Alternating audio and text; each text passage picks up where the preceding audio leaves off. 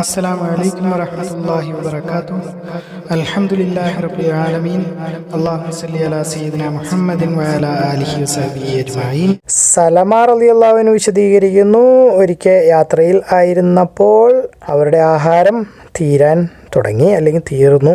അവർ ആഹാരത്തിൻ്റെ അതിയായ ആവശ്യത്തിൽ ആയിരുന്നു. അങ്ങനെ അവർ റസൂൽ സല്ലല്ലാഹു അലൈഹി വസല്ലമയുടെ അടുത്തേക്ക് വന്നു. അദ്ദേഹത്തിനോട് ഒട്ടകങ്ങളെ ഇറക്കാൻ അനുവാദം ചോദിച്ചു. അദ്ദേഹം അത് അനുവദിച്ചു. അങ്ങനെ അവർ ഉമറിനെ കണ്ടു. ഉമറിനോട് അവർ ഈ കാര്യം അറിയിച്ചു. അപ്പോൾ അദ്ദേഹം തിരിച്ചു ചോദിച്ചു, ഒട്ടകത്തിന് അറുത്ത് കഴിഞ്ഞാൽ പിന്നെ നിങ്ങൾക്ക് ബാക്കി എന്താ ഉണ്ടാവുക എന്ന് ചോദിച്ചു. അങ്ങനെ ഉമർ റസൂൽ സല്ലല്ലാഹു അലൈഹി വസല്ലമയുടെ അടുത്തേക്ക് ചെന്നു. എന്നിട്ട് പറഞ്ഞു, അല്ലയോ അല്ലാഹുവിൻ്റെ റസൂലേ, ഇതിനെല്ലാം അറുത്ത് തിന്നു കഴിഞ്ഞാൽ പിന്നെ നമുക്ക് എന്താ ബാക്കി ഉണ്ടാവുക എന്ന് ചോദിച്ചു. അല്ലാഹുവിൻ്റെ റസൂൽ സല്ലല്ലാഹു അലൈഹി വസല്ലം പറഞ്ഞു, ഒരു അനൗൺസ്മെൻ്റ് അല്ലെങ്കിൽ ഒരു പ്രഖ്യാപനം നടത്താൻ പറഞ്ഞു. അതായത് എല്ലാവരെയും കൂട്ടി വിളിച്ച് കാര്യങ്ങൾ അറിയിക്കാൻ. അവരുടെ എല്ലാം കയ്യിലുള്ള ആഹാരങ്ങൾ ഇങ്ങോട്ട് കൊണ്ടുവരിക എൻ്റെ അടുത്തേക്ക്. അങ്ങനെ അവരെല്ലാവരും റസൂൽ സല്ലല്ലാഹു അലൈഹി വസല്ലമയുടെ വിളി കേട്ടു, ആഹാരം കൊണ്ടുവന്നു.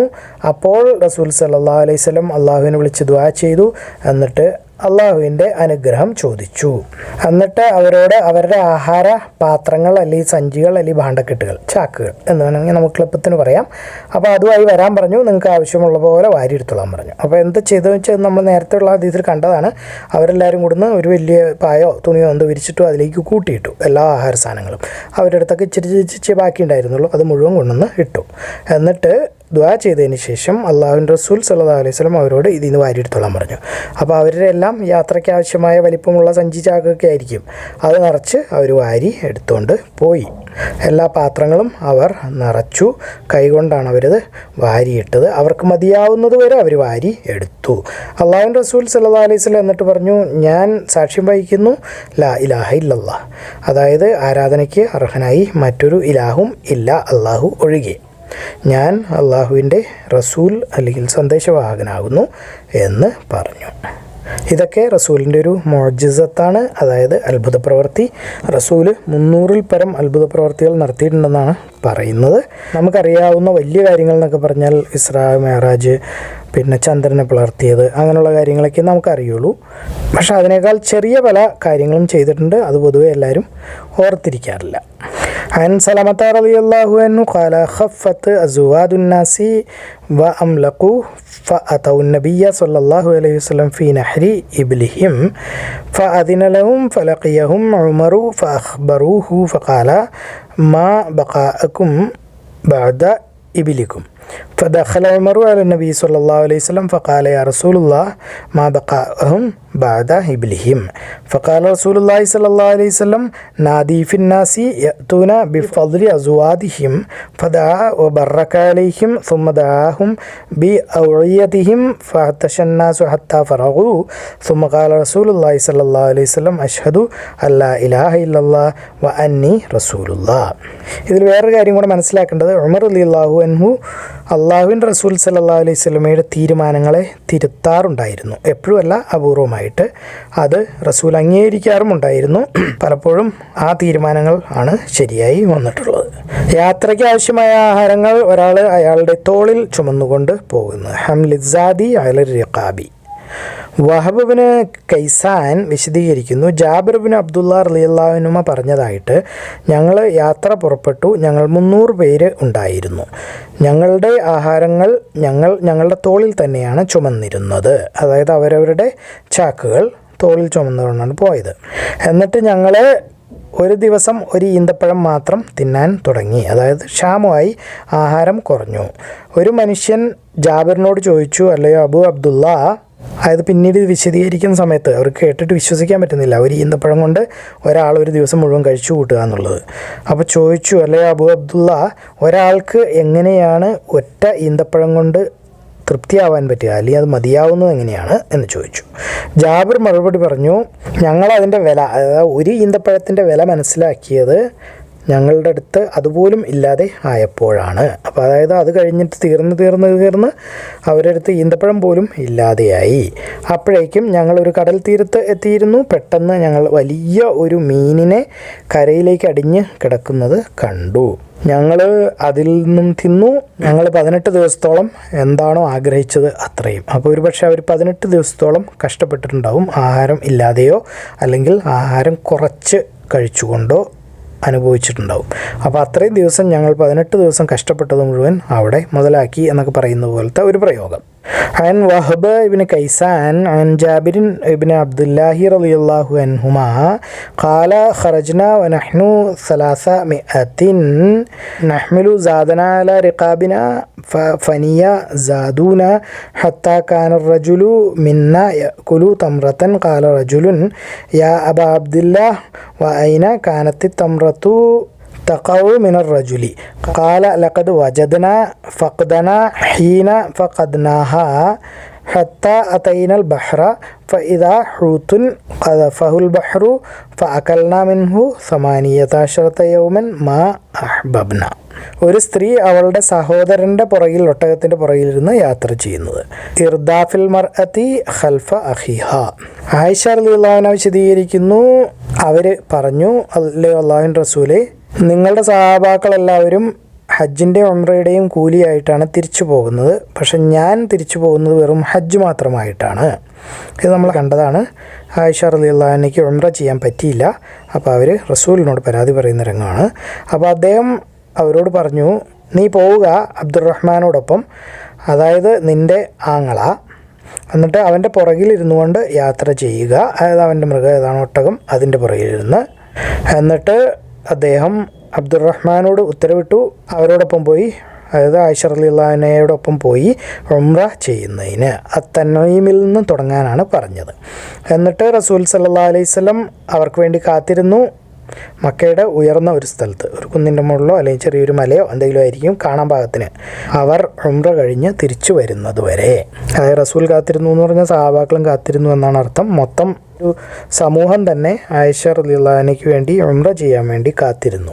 അൻ ആയിഷത റളിയല്ലാഹു അൻഹ അന്നഹ ഖാലത് യാ റസൂലല്ലാഹ് യർജിഉ അസ്ഹാബുക ബിഅജ്രി ഹജ്ജിൻ വഉംറത്തിൻ വലം അസിദ് അലൽ ഹജ്ജി ഫഖാല ലഹാ ഇദ്ഹബി വൽ യുർദിഫ്ക അബ്ദുറഹ്മാൻ ഫഅമറ അബ്ദുറഹ്മാനി അൻ യുഅ്മിറഹ മിനത്ത് തൻഈമി ഫൻതളറഹ റസൂലുള്ളാഹി സ്വല്ലല്ലാഹു അലൈഹി വസല്ലം ബി അല മക്കത്ത ഹത്ത ജഅത്ത്. അബ്ദുറഹ്മാൻ ബിൻ അബീ ബക്കർ അസ്-സിദ്ദീഖ് റളിയല്ലാഹു അൻഹു വിശദീകരിക്കുന്നു, റസൂൽ സല്ലല്ലാഹു അലൈഹി വസല്ലം എന്നോട് ഉത്തരവിട്ടു, ആയിഷയെ പുറകിൽ ഇരുത്തിക്കൊണ്ട്, അതായത് എൻ്റെ മൃഗത്തിൻ്റെ പുറകിൽ ഇരുത്തിക്കൊണ്ട് പോയി ഉംറ അത്തൻഈമിൽ നിന്നും വന്ന് ചെയ്യുവാൻ വേണ്ടിയിട്ട്. അപ്പോൾ അതായത് ആങ്ങളെയും പെങ്ങളും ഒക്കെ ഒരുമിച്ച് ബൈക്കിലൊക്കെ ഇരുന്ന് യാത്ര ചെയ്യാം എന്നാണ് ഇതിൽ നമ്മൾ മനസ്സിലാക്കേണ്ടത്. നമുക്ക് ഓട്ടവും കുതിരയും കഴുതിയൊന്നുമില്ല, അതുകൊണ്ട് ബൈക്കിൽ പുറകിൽ പെങ്ങൾക്ക് ഇരിക്കാം. عن عبد الرحمن بن أبي بكر الصديق رضي الله عنهما قال أمرني النبي صلى الله عليه وسلم أن أردف عائشة وأعمرها من التنعيم. യുദ്ധത്തിന് പോകുമ്പോൾ ഒരു ഒട്ടകത്തിൻ്റെ പുറകിൽ 2 മനുഷ്യർ ഇരിക്കുന്നത്, അതുപോലെ ഹജ്ജിന് പോകുമ്പോഴും. അൽ ഇർത്തിദാഫി ഫിൽ ഗസ്വി വൽ ഹജ്ജി. അനസ് റളിയല്ലാഹു അൻഹു വിശദീകരിക്കുന്നു, ഞാൻ അബൂ ത്വൽഹയുടെ പുറകിൽ നിന്നാണ് യാത്ര ചെയ്തിരുന്നത്, ഒരേ മൃഗത്തിൻ്റെ പുറത്ത്. റസൂൽ സല്ലല്ലാഹു അലൈഹി വസല്ലമയുടെ സഹാബാക്കൾ തൽബിയത്ത് ചൊല്ലുന്നുണ്ടായിരുന്നു, വളരെ ഉച്ചത്തിൽ. ഹജ്ജിനും ഉംറയ്ക്കും വേണ്ടിയിട്ടായിരുന്നു അവർ തൽബിയത്ത് ചൊല്ലിയത്. അൻ അനസ് റളിയല്ലാഹു അൻഹു ഖാല കുൻതു റദീഫ അബീ ത്വൽഹത വ ഇന്നഹും ലയസ്റുഖൂന ബിഹാ ജമിഅ അൽ ഹജ്ജി വൽ ഉംറതി. ഒരു കഴുതയുടെ പുറത്ത് 2 ആണുങ്ങൾ ഇരിക്കുന്നത്, അരിദ്ഫി അലൽ ഹിമാരി. ഉസാമ ബിൻ സെയ്ദ് റളിയല്ലാഹു അൻഹുയുടെ തെളിവിൻ്റെ അടിസ്ഥാനത്തിൽ ഉർവ വിശദീകരിക്കുന്നു, അള്ളാഹുവിൻ റസൂൽ സല്ലല്ലാഹു അലൈഹി വസല്ലം ഒരു കഴുതപ്പുറത്ത് യാത്ര ചെയ്തു, അല്ലെങ്കിൽ ഒരു കഴുതയെ ഓടിച്ചു. അതിൻ്റെ പുറത്ത് ഇരിക്കാനുള്ള സാഡിൽ എന്ന് പറയുന്ന സാധനം അത് വെൽവെറ്റ് കൊണ്ടുണ്ടാക്കിയതായിരുന്നു. കൂടാതെ അദ്ദേഹം ഉമറിനെ പുറകിൽ ഇരിക്കാൻ സമ്മതിക്കുകയും ചെയ്തു. അപ്പോൾ റസൂൽ സല്ലല്ലാഹു അലൈഹി വസല്ലമയും ഉമർ റളിയല്ലാഹു അൻഹുവും ഒരു കഴുതയുടെ പുറത്ത് ഒരുമിച്ച് യാത്ര ചെയ്തിട്ടുണ്ട്. അൻ ഉർവത അൻ ഉസാമത ഇബ്നു സൈദ് റളിയല്ലാഹു അൻഹുമാ അന്ന റസൂലുള്ളാഹി സ്വല്ലല്ലാഹു അലൈഹി വസല്ലം റകിബ അലാ ഹിമാരിൻ അലാ ഇകാഫിൻ അലൈഹി ഖതീഫത്തുൻ വ അർദഫ ഉസാമത വറഅഹു. അബ്ദുല്ലാഹി ഇബ്നു ഉമർ റളിയല്ലാഹു അൻഹുമാ വിശദീകരിക്കുന്നു, അല്ലാഹുവിൻ്റെ റസൂൽ സല്ലല്ലാഹു അലൈഹി വസല്ലം മക്കയിലേക്ക് വന്നു. അതിൻ്റെ ഉയർന്ന സ്ഥലത്തൂടെയാണ് വന്നത്. അപ്പോൾ മക്കയ്ക്ക് ചുറ്റും ഒരു വലയം പോലെ മലയുണ്ട്. അതിലെ ഏറ്റവും ഉയരം കൂടിയ സ്ഥലത്തെ കൂടി ആയിരിക്കും റസൂൽ സല്ലല്ലാഹു അലൈഹി വസല്ലം കയറി ഇറങ്ങി വന്നത്. അത് മക്ക വിജയത്തിൻ്റെ ദിവസമായിരുന്നു. അദ്ദേഹത്തിൻ്റെ പെണ്ണൊട്ടകത്തിൻ്റെ പുറത്താണ് അദ്ദേഹം യാത്ര ചെയ്തിരുന്നത്. അതിനു പുറകിൽ ഉസാമ ഇരിക്കുന്നുണ്ടായിരുന്നു. അപ്പോൾ രണ്ടുപേര് ഒരു പെണ്ണൊട്ടകത്തിൻ്റെ പുറകിൽ മക്കയ്ക്ക് ചുറ്റുമുള്ള ഏറ്റവും ഉയർന്ന സ്ഥലത്തുകൂടെ ഇറങ്ങി വരുന്നു. ബിലാലും ഉസ്മാൻ ബിൻ ത്വൽഹയും അൽ ഹജബയിൽ നിന്നാണ് വന്നത്. അതായത് കഅബയുടെ താക്കോൽ സൂക്ഷിക്കുന്ന ആൾ ആരാണോ അവിടെ നിന്ന് അത് കഅബയുടെ സേവനം ചെയ്യുന്ന ഒരു പണിയായിട്ടാണ് അതിനെ കരുതിയിരുന്നത്. അതായത് കഅബയുടെ താക്കോൽ സൂക്ഷിക്കുക എന്ന് പറയുന്നത് അതിനെ തുടയ്ക്കുക, തൂക്കുക, നന്നാക്കുക, നോക്കി നടത്തുക. അപ്പോൾ കഅബയുടെ പരിചാരകരിൽ ഒരാളാണ് കഅബയുടെ താക്കോൽ പിടിക്കുന്ന ആളും. അപ്പോൾ അതായത് അവിടുത്തെ ഒരു കുടുംബത്തിൻ്റെ കയ്യിലായിരിക്കും ആ താക്കോൽ. അവർ അതിൻ്റെ സമയങ്ങളിൽ വന്ന് തുറക്കുകയോ വൃത്തിയാക്കുകയോ കാര്യങ്ങൾ ചെയ്യുകയോ ഒക്കെ ചെയ്ത് തിരിച്ച് താക്കോലുമായിട്ട് പൂട്ടിയിട്ട് പോകും. അതാണ് ഉദ്ദേശിക്കുന്നത്. അപ്പോൾ അങ്ങനെയുള്ള ആളും, അതായത് കഅബയുടെ താക്കോൽ സൂക്ഷിപ്പുകാരനായ അൽ ഹജബ എന്ന് പറയുന്ന ആളും അവരോടൊപ്പം ഉണ്ടായിരുന്നു. അങ്ങനെ വന്ന് ഒട്ടകം മുട്ടുകുത്തി പള്ളിയുടെ അടുത്ത്. അപ്പോൾ മറ്റേ ആളോട് അല്ലെങ്കിൽ താക്കോൽ സൂക്ഷിപ്പുകാരനോട് താക്കോൽ കൊണ്ടുവരാൻ ഉത്തരവിട്ടു. അങ്ങനെ അദ്ദേഹം വന്നു, കഅബ തുറന്നു. അല്ലാഹുവിൻ്റെ റസൂൽ സല്ലല്ലാഹു അലൈഹി വസല്ലം ഉസാമയോടും ബിലാലിനോടും ഉസ്മാനോടുമൊപ്പം അതിനുള്ളിലേക്ക് കയറി കുറേ നേരം അതിനകത്ത് ഉണ്ടായിരുന്നു അവർ. അതായത് കഅബയുടെ കെട്ടിടത്തിൻ്റെ ഉള്ളിലത്തെ കാര്യമാണ് ഈ പറയുന്നത്, പുറത്തല്ല. കഅബയുടെ വാതിൽ തുറന്ന് അതിനകത്ത് കയറുന്നത്. ഇപ്പോൾ പല VIP-കൾക്ക് മാത്രമേ അതിനൊക്കെ പറ്റാറുള്ളൂ, സാധാരണക്കാർക്ക് അത് പറ്റാറില്ല. അന്നത്തെ രീതിയിലും പറഞ്ഞാൽ അത് തന്നെയാണ്. റസൂൽ VIP ആയിരുന്നു, റസൂലിൻ്റെ കൂടെ ഉണ്ടായിരുന്നവരും VIP-കളായിരുന്നു. അതുകൊണ്ട് അവർക്ക് കയറാൻ പറ്റി. ചിലപ്പോൾ സാധാരണക്കാർക്ക് അന്നും ചാൻസ് കുറവായിരുന്നിരിക്കും, അല്ലാഹു ആലം. അങ്ങനെ അദ്ദേഹം പുറത്തേക്ക് വന്നപ്പോൾ ആളുകൾ അടുത്തേക്ക് ഓടിക്കൂടി. ഞാൻ അബ്ദുല്ലാഹി ഇബ്നു ഉമർ ആയിരുന്നു അതിലേക്ക് ഇടിച്ചു കയറാൻ നോക്കിയ ആളുകളിൽ ആദ്യത്തെ ആള്. ഞാൻ അവിടെ ബിലാൽ നിൽക്കുന്നത് കണ്ടു, വാതിലിൻ്റെ പുറകിലായിട്ട്. ഞാൻ ബിലാലിനോട് ചോദിച്ചു, റസൂൽ സല്ലല്ലാഹു അലൈഹി വസല്ലം എവിടെയാണ് നമസ്കരിച്ചത്? അപ്പോൾ അദ്ദേഹം ഒരു സ്ഥലം ചൂണ്ടിക്കാണിച്ചു, അവിടെയാണ് റസൂൽ സല്ലല്ലാഹു അലൈഹി വസല്ലം നമസ്കരിച്ചത് എന്ന്. അദ്ദേഹത്തിനോട് ചോദിക്കാൻ മറന്നുപോയി, റസൂൽ എത്ര റക്അത്താണ് നമസ്കരിച്ചത് എന്ന്. അപ്പോൾ 2 ആണോ 4 ആണോ 6 8 10 അറിയില്ല. കുറേ നേരം അതിനകത്ത് ഉണ്ടായിരുന്നു എന്ന് മാത്രമേ അറിയുള്ളൂ. അൻ അബ്ദുല്ലാഹി റളിയല്ലാഹു അൻഹു അന്ന റസൂലുള്ളാഹി സ്വല്ലല്ലാഹു അലൈഹി വസല്ലം അഖ്ബല യൗമൽ ഫത്ഹി മിൻ ആല മക്കത അലാ റാഹിലതിഹി മുർദിഫൻ ഉസാമത ഇബ്നു സൈദ് വമാഹു ബിലാലുൻ വമാഹു ഉസ്മാൻ ഇബ്നു ത്വൽഹത മിനൽ ഹജബതി ഹത്താ അനാഖ ഫിൽ മസ്ജിദി ഫഅമറഹു അൻ യഅതിയ ബിമിഫ്താഹിൽ ബൈതി ഫഫതഹ വദഖല റസൂലുള്ളാഹി സ്വല്ലല്ലാഹു അലൈഹി വസല്ലം വമാഹു ഉസാമത്തു വബിലാലുൻ വഉസ്മാനു ഫമകസ ഫിഹാ നഹാറൻ طويلا ثم خرج فاستبق الناس فكان عبد الله بن عمر أول من دخل فوجد بلالا وراء الباب قائما فسأله أين صلى رسول الله صلى الله عليه وسلم فأشار إلى المكان الذي صلى فيه قال عبد الله فنسيت أن أسأله كم صلى من سجدة. ആരെയെങ്കിലെയും മൃഗത്തിൻ്റെ പുറത്തിരുന്ന് യാത്ര ചെയ്യുന്നു. അപ്പോൾ അതിനെ യാത്ര ചെയ്യാൻ സഹായിച്ചുകൊണ്ട് അതിൻ്റെ കടിഞ്ഞാൺ അല്ലെങ്കിൽ കയറ് പിടിച്ചുകൊണ്ട് പോകുന്നത്. അപ്പോൾ ഒരാൾ തറയിൽ കൂടെ നടന്നു പോവുകയാണ്, മൃഗത്തിൻ്റെ കയറും പിടിച്ചുകൊണ്ട്. മൻ അഖദ ബിർരികാബി വനഹ്വിഹി. അബൂ ഹുറൈറ റളിയല്ലാഹു അൻഹു വിശദീകരിക്കുന്നു, അല്ലാഹുവിൻ്റെ റസൂൽ സല്ലല്ലാഹു അലൈഹി വസല്ലം പറഞ്ഞതായിട്ട്, നിർബന്ധമായ ഒരു തരം സദഖ അല്ലെങ്കിൽ ദാനം ഉണ്ട്. അത് നമ്മളുടെ ശരീരത്തിൻ്റെ ഓരോ ജോയിൻറ്റിനും, ഓരോ മുട്ടിനും കൊടുക്കണം. അപ്പോൾ കാൽമുട്ട്, കൈമുട്ട്, ഇങ്ങനെ വിരലുകളുടെ ഓരോ ജോയിൻറ്റുകളും അതിനൊക്കെ കൊടുക്കണം. അത് അള്ളാഹുവിനോടുള്ള നന്ദി സൂചകമായിട്ടാണ് കൊടുക്കേണ്ടത്.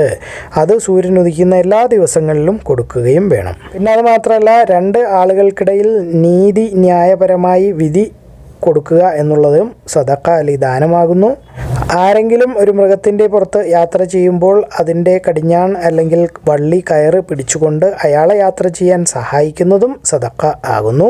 അതല്ലെങ്കിൽ യാത്ര ചെയ്യുന്ന ഒരാളോട് ഒപ്പം അയാളുടെ സാമാനങ്ങൾ ചുമന്നുകൊണ്ട് പോകുന്നത്, സഞ്ചിയും ചാക്കും പെട്ടിയും പ്രമാണമൊക്കെ ചുമന്നുകൊണ്ട് പോകുന്നത്, അതും സദഖയാകുന്നു, അല്ലെങ്കിൽ ദാനമാകുന്നു. നല്ല വാക്കുകൾ പറയുന്നത് സദഖയാകുന്നു.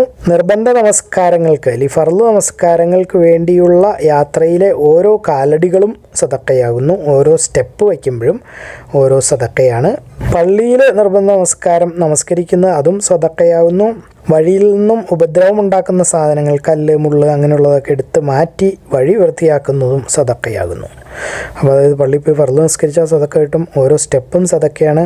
ആരെങ്കിലും ഒരാളുടെ സാധനങ്ങൾ എടുക്കാനോ വയ്ക്കാനൊക്കെ സഹായിച്ചാൽ അത് സദഖയാണ്. മൃഗത്തിൻ്റെ പുറത്ത് യാത്ര ചെയ്യുമ്പോൾ അതിന് സഹായിച്ചാൽ അത് സദഖയാണ്. രണ്ട് മനുഷ്യരുടെ ഇടയിൽ നീതിപരമായി വിധി പറഞ്ഞാൽ അതും സദഖയാണ്. തൊട്ടതിനും പിടിച്ചതിനൊക്കെ കൂലിയുള്ള ഒരു മതം. അൽഹംദുലില്ലാഹി റബ്ബിൽ ആലമീൻ. عن أبي هريرة رضي الله عنه قال قال رسول الله صلى الله عليه وسلم كل سلامة من الناس عليه صدقة كل يوم تطلع فيه الشمس يعدل بين الاثنين صدقة ويعين الرجل على دابته فيحمل عليها أو يرفع عليها متاعه صدقة والكلمة الطيبة صدقة وكل خطوة يخطوها إلى الصلاة صدقة ويميت الأذى عن الطريق صدقة. അല്ലാഹു അഅലം. അല്ലാഹു എല്ലാ കാര്യങ്ങളും ഏറ്റവും നന്നായി അറിയുന്നു. നിങ്ങളിത് കാണുക, ഖുർആൻ പഠിക്കുക, എല്ലാവരിലേക്ക് എത്തിച്ചു കൊടുക്കുക. ബാറക്കല്ലാഹു ലി വലക്കും. അസ്സലാമു അലൈക്കും വറഹ്മത്തുള്ളാഹി വബറകാതുഹു.